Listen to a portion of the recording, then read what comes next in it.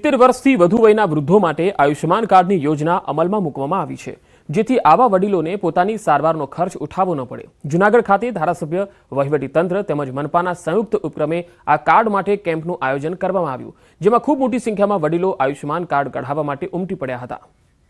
70 વર્ષથી વધુ વયની જે વૃદ્ધો છે તેમના માટે આ કાર્ડની ખાસ યોજના આયુષ્યમાન કાર્ડ માટે અહીંયા મોટી સંખ્યામાં વડીલો આવ્યા, કારણ કે 70 વર્ષથી વધુ વયના કોઈ પણ જે વૃદ્ધો છે તેઓ પોતાના આધાર કાર્ડથી પણ આ આયુષ્યમાન કાર્ડ જે છે એ કઢાવી શકે છે।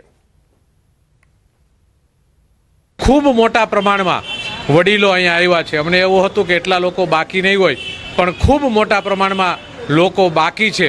એટલે આજે વહીવટીતંત્ર સાથે સંકલન કરી અને દરેક વોર્ડમાં આવો કેમ્પ થાય, દરેક ગામમાં થાય, વડીલોના ઘર સુધી પહોંચીને એક પણ વડીલ આ કાર્ડ વગર બાકી ન રહે એવા પ્રયત્નો કરવામાં આવશે। મારું આયુષ્ય કાર્ડ નીકળી ગયું છે। મારો નંબર પહેલો હતો।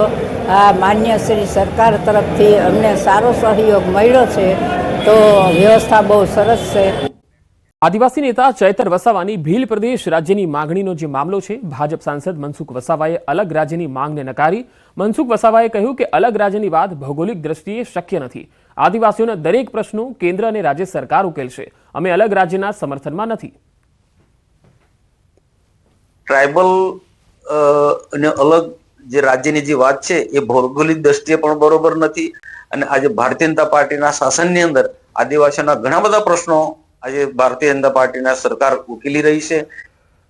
સમારોહ યોજાયો। ગાંધીનગરના રાંધેજા ખાતે ભાજપનો સ્નેહ મિલન સમારોહ યોજાયો હતો।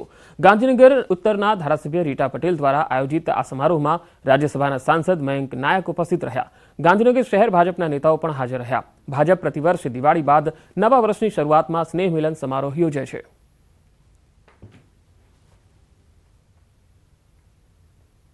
આ સ્નેહ સંમેલન ભારતીય જનતા પાર્ટીના કાર્યકર્તાઓના માટે કરવામાં આવ્યું છે, પણ સાથે સાથે અમે ગાંધીનગરના અલગ અલગ સંસ્થાઓના અગ્રણીઓ, અલગ અલગ સમાજના આગેવાનો, સંતો, મહંતોને પણ આજે આમંત્રણ આપ્યું છે। આ વિસ્તારના લોકપ્રિય સાંસદ અને દેશના ગૃહમંત્રી આદરણીય અમિતભાઈ શાહ સાહેબના સંસદીય મત વિસ્તાર પૈકીની આ વિધાનસભા છે। આ વિધાનસભાના પ્રભારી તરીકે મને અહીંયા આજે ઉપસ્થિત રહેવાનો અવસર પ્રાપ્ત થયો છે।